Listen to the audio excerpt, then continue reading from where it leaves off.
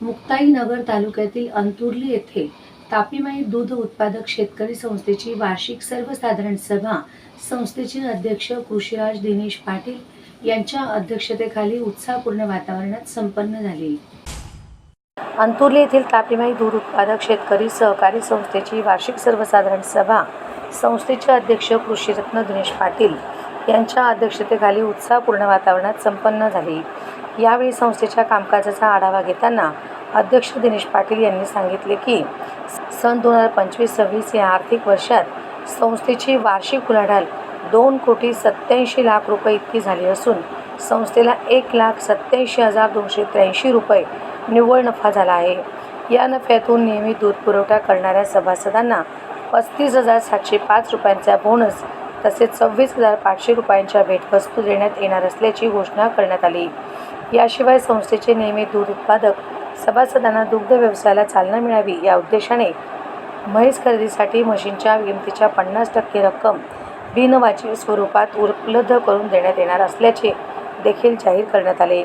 संस्थेचे विकास ब्रँडचे दुग्धजन्य पदार्थ खरेदी करणारे ग्राहक तसेच घरगुती दूध ग्राहकांचा शाल व गुलाब पुष्प देऊन सत्कार करण्यात आला। दिगंबर महाजन, गोविंद महाजन, भाऊराव महाजन, संचालक व मार्गदर्शक शरद महाजन, विशाल पाटील, अरविंद पाटील, विलास पाटील, सचिव शिवाजी पाटील, विलास नाना पाटील, संदीप डोंबिरे, अनिल वाडिले, शांताराम महाजन, नरेश पाटील, धनराज चौधरी, गंगाराम शिरतुरे, बबन पाटील, रामभाऊ पाटील, VR महाजन, रमेश महाजन, भास्कर सोनवणे, अशोक पाटील, दिवाकर पाटील, शांताराम दुट्टे, राजेश सोनार, संस्थेचे व्यवस्थापक नथू तायडे, सेल्समन संजय भोरसे, नितीन शिरतुरे तसेच संस्थेचे सभासद मोठ्या संख्येने उपस्थित होते। हे दूध पुरवठा करणारे जे आमचे सभासद आहे हे बहुतांश शेतकरी आहे किंवा मजूर आहे।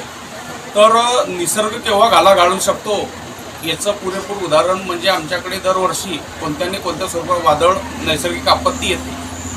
मागच्या महिन्यात जून महिन्यामध्ये आमच्याकडे मोठं वादळ आलं। त्या वादळामध्ये पूर्ण आमची केळी नष्टनाबूत झाली। एक्सपोर्ट क्वालिटीची केळी असताना सुद्धा ती केळी आमच्याकडे आज आम्हाला काटायला मिळत नाही। भाव जरी गगनाला मिळत असले तरी आमच्याजवळ आज केळी नाही। पण दुग्ध व्यवसायामुळे हा पूरक व्यवसाय असल्यामुळे कुठंतरी आज आम्हाला आमच्या ज्या गरजा आहे थोड्याफार का ना असो आज दुधाच्या स्वरूपात आपण देतो आहे।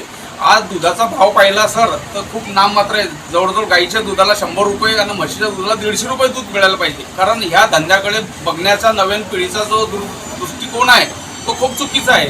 त्याच्यासाठी त्याला धंद्याला जुळायला तयार नाही आहे नवीन पिढी। तर कुठंतरी शासनाने याकडे विशेष लक्ष देऊन आमच्या पशुपालकांसाठी असो किंवा जे दूध पुरवठा सभासद असो त्यांना भरीव मदत केली पाहिजे।